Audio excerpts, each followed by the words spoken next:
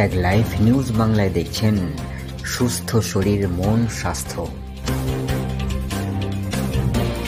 কুকুর হোক কিংবা বিড়াল অথবা শিয়াল, এই ধরনের প্রাণীদের কামড় বা আঁচড়ের পর ভ্যাকসিন নেওয়ার কথা বলা হয়। কুকুর, বিড়াল বা শিয়াল, নেকড়ে এগুলো তো আছেই। এর সঙ্গে সঙ্গে আরো অনেক আমাদের গৃহপালিত জন্তু যেগুলোর হয়তো পরিসংখ্যানের দিক থেকে খুবই কম, কিন্তু তাদের থেকেও হতে পারে। যেমন ধরুন কোনো কুকুর আমাদের গৃহপালিত যে গরু, ছাগল তাদেরকে কামড়ালো, তাদের মধ্যেও কিন্তু রোগ হতে পারে। সেইগুলোও কিন্তু আমাদের মাথায় রাখতে হবে।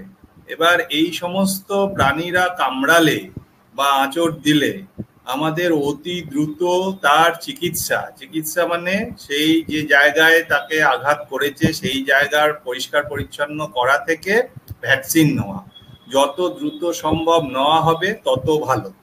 এই বিষয়টা সম্বন্ধে একটু মনে হয় জানানো দরকার সবাইকে, যে যাদের এই নাম করলাম কুকুর, বিড়াল বা বেসিক্যালি ওয়ার্ম ব্লাডের যে সমস্ত প্রাণী আছে, তাদের কামড়ে আমাদের মানুষের দেহে যে রোগটা হয় তার নাম হচ্ছে র্যাবিস, বা একে অনেকে জলাতঙ্ক বলেন বাংলায় আর কি, বা হাইড্রোফোবিয়া।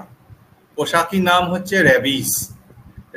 এই ডিজিজ খুবই বিপজ্জনক একটা রোগ।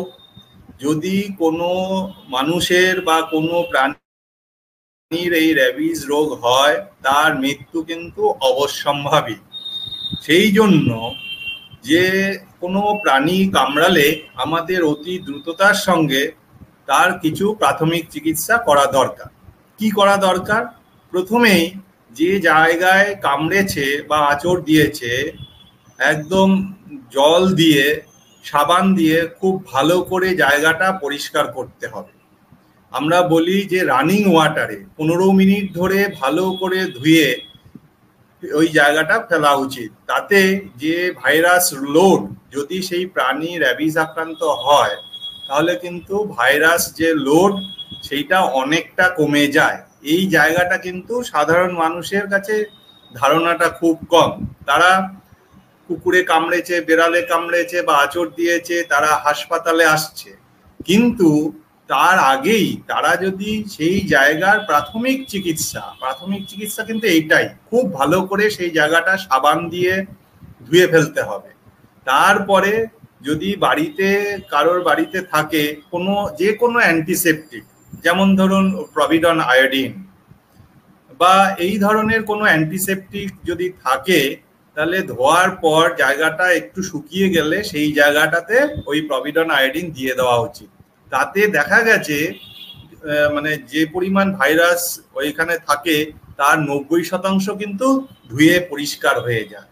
তারপরে তাকে যে কোনো স্বাস্থ্যকেন্দ্র হোক, হাসপাতাল হোক, বা যে কোনো ডাক্তারবাবু ওই এলাকায় যারা আর কি আছেন তাদেরকে দেখিয়ে আমাদের যে ভ্যাকসিন আছে সেই ভ্যাকসিনটার নির্দিষ্ট ডোজ যেদিন নেওয়ার কথা সেই অনুযায়ী কিন্তু তাদেরকে নিতে হবে।